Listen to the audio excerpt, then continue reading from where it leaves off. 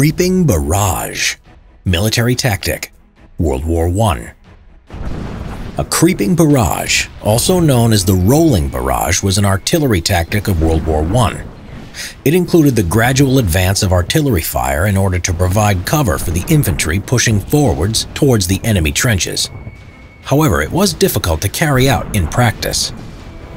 It wasn't until the Great War that artillery was employed on such a large scale and with such great firepower. Any kind of military attack was practically impossible to imagine without artillery being used in support. For all the combatants, artillery was the key in overcoming the stalemate of trench warfare. The standard tactic of employing artillery was by firing a massive bombardment on the enemy position. The aim was to completely destroy the enemy's defensive capabilities, along with inflicting maximum casualties. After the barrage was stopped, sometimes even after a few hours of shelling, the infantry were ordered to charge across no man's land and seize the undefended enemy trenches.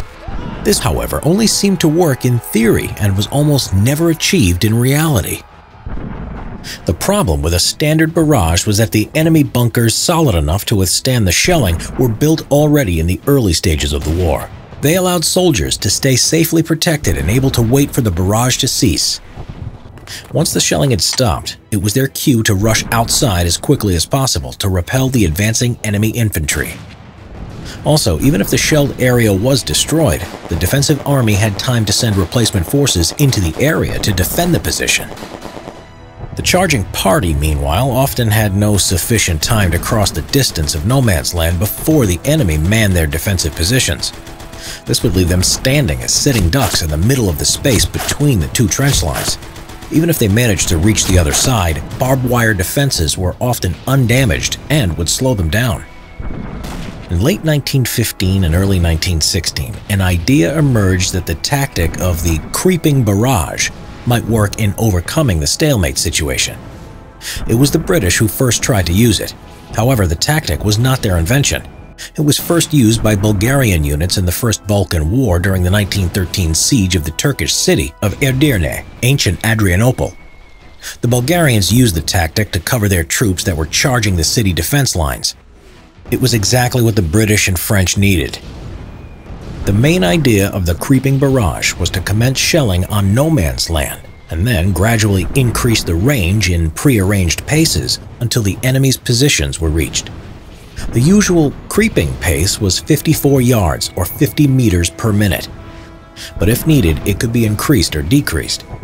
The main aim of the tactic was not to destroy the enemy's defenses, but to provide cover for the charging infantry.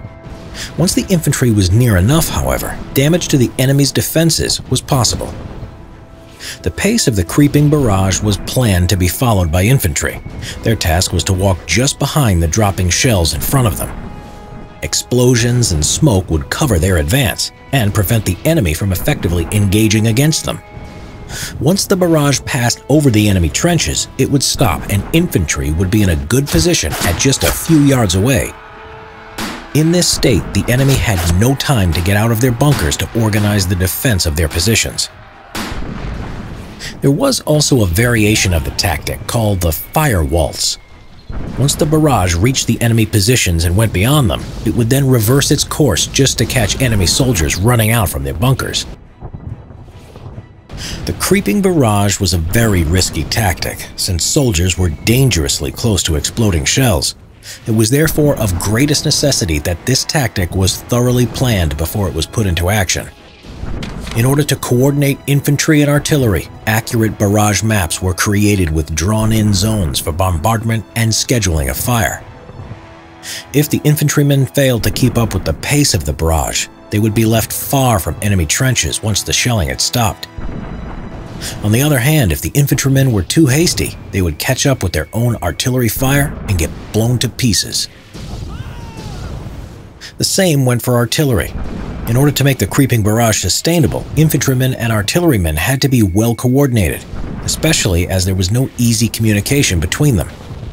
It was a tactic that required a lot of training, for which Allied troops had no time to properly prepare. The poor coordination between infantry and artillery became obvious during the first time the creeping barrage was applied on a large scale.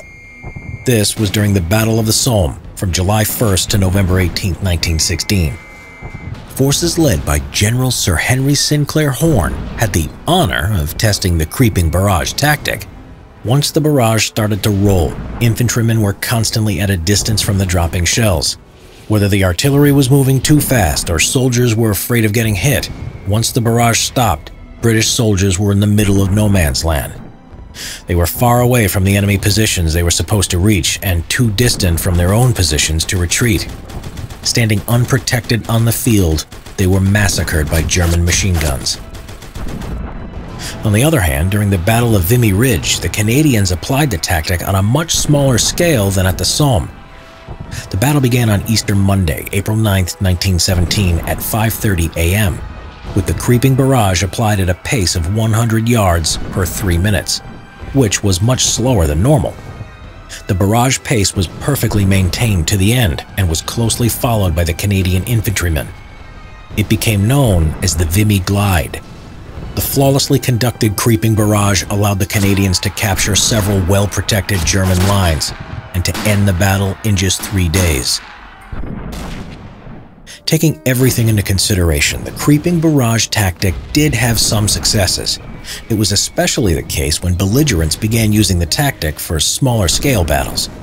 However, successful or not, the tactic failed to fulfill the initial demands of commanders in bringing a decisive victory. And it could be devastating to infantry, as the failures in the Battle of the Somme and the Battle of Bellevue Spur show. It became more successful as war planners learned to use it effectively at battles like those at Messines and Gravenstaffelspur in 1917. After the war was over and warfare changed, the Creeping Barrage tactic declined. It had been used occasionally during World War II, such as the battles of El Alamein, Monte Cassino, and even at Normandy. The Soviets also used it on a large scale. In any case, by the time of World War II, the Creeping Barrage tactic became obsolete. The development of radio allowed soldiers to be in constant connection with artillery and to call in fire exactly where and when they needed it.